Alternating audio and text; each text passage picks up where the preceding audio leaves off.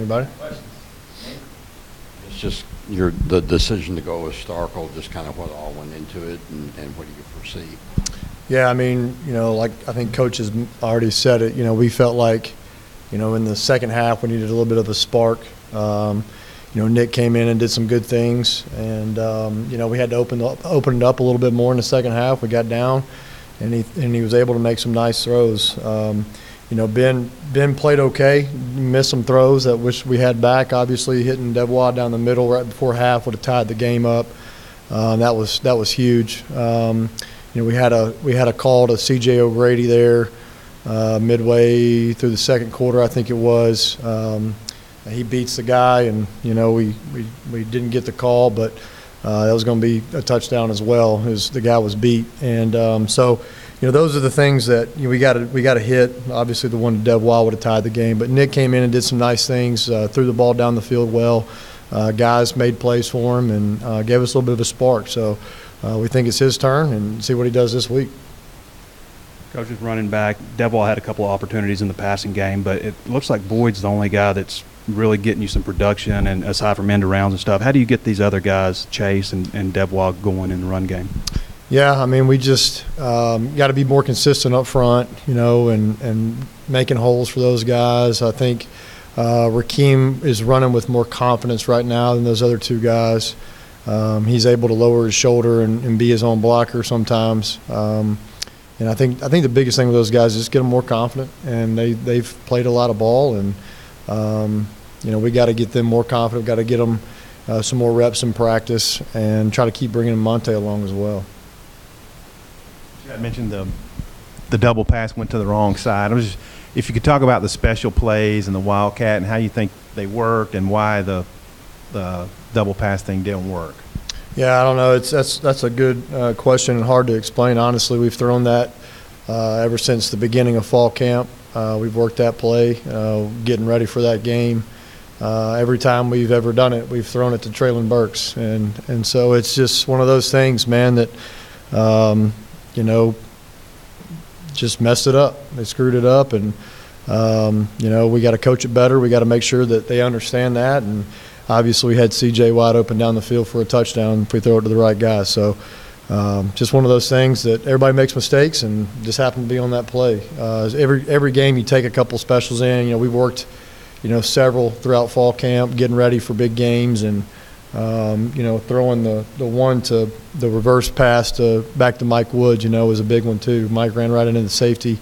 If not, it's wide open as well, and we really blow that thing open. So, those things, they're kind of feast or famine. They hit, they do. It's big plays, and everybody's celebrating. If they don't, it's big loss plays. So, stuff we got to clean up. We're going to take specials into every game. It's just what we feel like we got to do right now to create some momentum, to create some big plays, some explosive plays down the field, and we just got to execute them a little bit better. How did Stromberg play, and just what's kind of caps the situation right now? Yeah, really proud of Ricky. For a guy that just got here, I mean, he earned playing time in fall camp. We say it all the time, you don't earn playing time in the game, you earn it in practice, and he's the epitome of that. He's worked his butt off, had a really good training camp, earned that spot, and, like I said, we told him he was going to start on the road in the SEC, and he's like, okay. Didn't really faze him. And so we felt really, really confident putting him in there, and he did really, really well. I think he graded out the second best offensive lineman. So he did really well, really, really proud of him. He's going to be a heck of a football player for us. Hopefully we get Caps back this week. Caps is, he tried to go last week, midway through the week, and it was just, killing him. So I think he's feeling better, and hopefully we get him back this week. How long have you guys had that Wildcat implemented, and is there a backup Wildcat? Is there anybody else that's been under consideration for it? And also, at halftime, did you guys correct the depth with how far back Rakeem was? Looked like he was closer up. Yeah, no, we wanted him at 6 yards, 5.5, 6 yards, what we told him all week. We liked where he was. The one that he got tackled for a loss on the counter play, we had an MA up front. We didn't gap that protection or gap that scheme, which we had talked about all week. Miscommunication up front right there, but every other one, he was at right proper depth. We've worked two other guys back there Just didn't get a chance to get him back there and do it. And we felt like Rakeem, obviously, we thought we were going to use a little bit more than we did, but obviously he wasn't working the way we thought it would. He got 3 or 4 yards a couple times, and then obviously the big loss on the counter, like I mentioned. But other than that, it was a good little wrinkle for us. Memphis ran it with some success the week before. It's something we've been working on. So we just felt like it was the right time to use it. Try to gain a hat inside against Ole Miss, and that's why we took it in. I don't really want to say, to be honest with you, in case we use it in the future. When you use the terminology "open things up," when you start Starkel, does that mean you can be opened up? And schematically, what does that mean? Chad said something about it backed Ole Miss up a little bit. So what does it mean when things are opened up for you when Nick was in the game? Well, I think honestly, you see Nick's arm strength, and I think that he's able to push the ball down the field a little bit more. That may put a little bit more fear in those DBs and safeties that they can't just stop the run. I think that's what Coach was referring to, is if you can loosen those safeties up a little bit, you're going to have more yards in the run game, and so that's what we feel like Nick can give and provide us, is maybe giving us a little bit more running room inside. Coach, now that you've seen the offensive line against an SEC opponent, how would you compare it to last year's line, and what's better and what's maybe they're still struggling with? Yeah, it's still a work in progress. Again, you always want to have continuity up front. Losing Caps was big, having to start a new guy in there. Like I said, Ricky played well.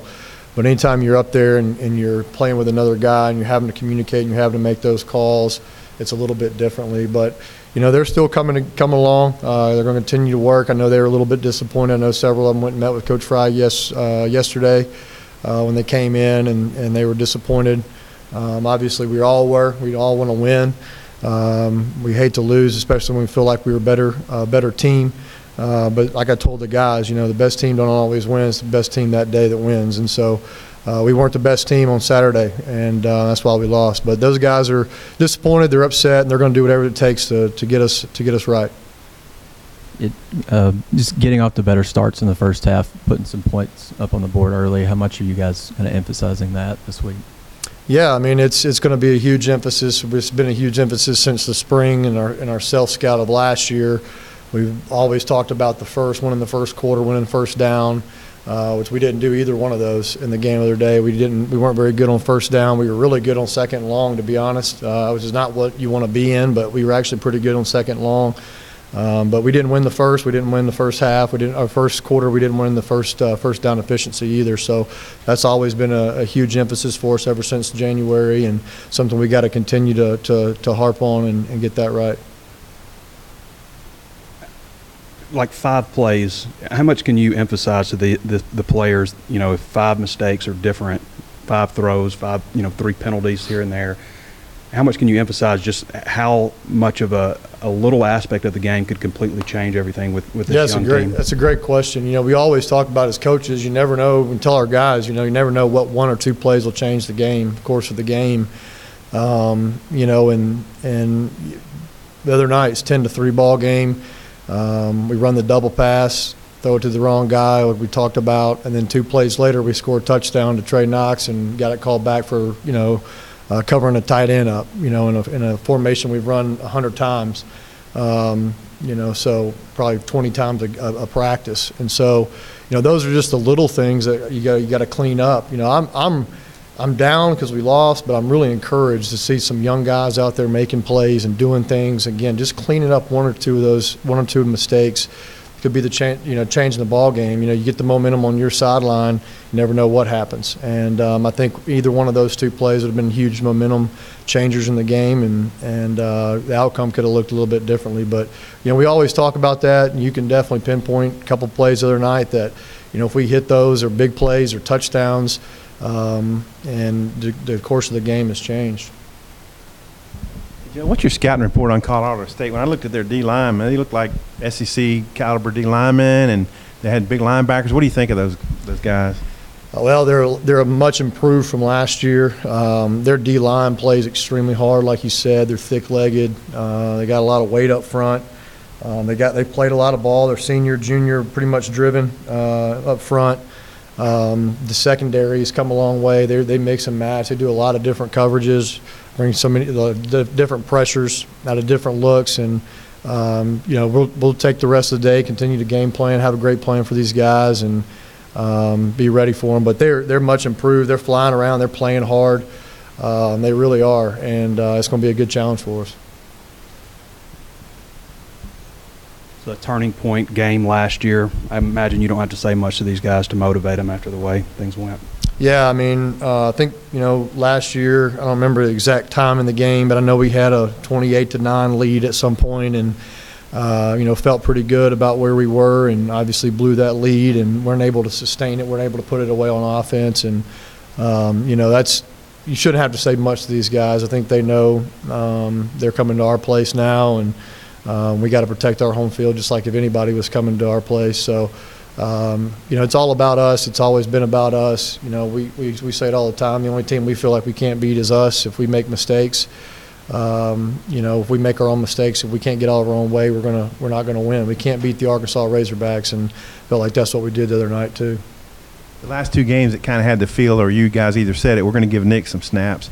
Is it the same way for this game, that Ben is going to get snaps, or just to wait and see and feel it, get the feel for the game? Yeah, we'll feel it out. Ben's played a lot of ball. We felt like, obviously Nick had to get some snaps to get some experience. He hadn't played in a year and a half, whatever it's been. So we had to get him some experience, get him some reps, get him out there. Ben will be ready. Ben will be ready to go. He's a veteran guy. He knows the system. So he'll be ready if that time comes. But, right now we want to see what Nick can do. And Nick obviously, again, provided us a spark the other day and did some good things. Got to clean up some things and some mistakes. But, again, he's only a couple months into the system as well. So he's going to be fine. He'll be all right. And we'll get him ready to go, and we'll see on Ben. Should he have back trailing off and pre-snap on that play? Back off the line? Traylon was off the line. He threw it to Mike.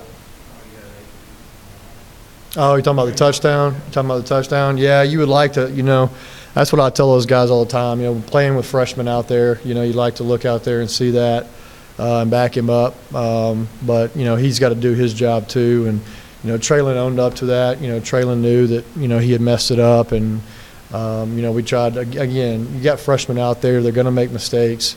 We tried to encourage Traylon, and he owned up to it, and said, Coach, we've done that a million times since I've been here. This is on me. And so, you'd like to think Nick would have looked out there and saw it. I certainly saw it from the press box. I was hoping the ref didn't see it or something, but obviously they did and threw the flag. But it's something you would want your quarterback out, obviously look out there and make sure everybody's off the line, especially when you're playing with those young guys.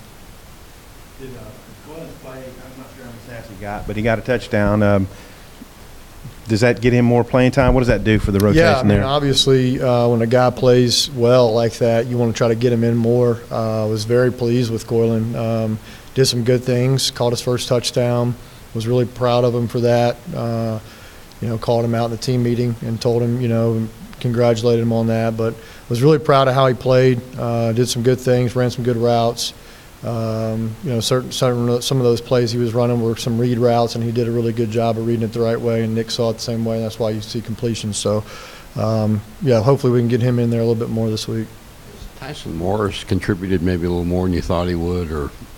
When you lose Deion Stewart early on in camp, you think that Tyson's going to have to play more, and we had to move Devion around a little bit, which opened up again a spot for Traylon and for Timo. And so that's kind of why you see him out there a little bit more. But he's, even last year, dating back to last year, he made some plays in some big games. The Alabama game, he made a couple plays, and I like having him out there. He's a big body. I know he missed the block that he wants back, but on the perimeter. But he's doing some good things out there. We got to continue to bring him too. What did you see from Trey Knox in terms of advancement, game 1, game 2, and how he projects? Yeah, again, I'm very encouraged with the young guys we got. Those guys are going to be really good players for us with Traylon and Trey and Ricky and all Hudson and Monte, and I'm gonna miss some, but I mean those guys are going to be really good players for us, and it's just good that those guys are getting huge experience right now, starting in the SEC on the road. You know, that's huge experience, and I don't think the bright lights were too big for Trey. I don't think they're too big for Traylon. I think those guys came out to play. You saw both of them get the ball in their hand and do something with it. So Trey was our player of the game, Trey Knox, and obviously, again, if we don't cover him up, he scores a touchdown and he has more yards and he has a touchdown under his belt and all that kind of thing. But I thought he did. I thought he made some good plays, made some really good plays, and again, got to continue to bring him along. Understand we're going to have some young guy mistakes, but again, he's gaining valuable experience right now playing in the SEC, especially on the road. All right, guys, thanks.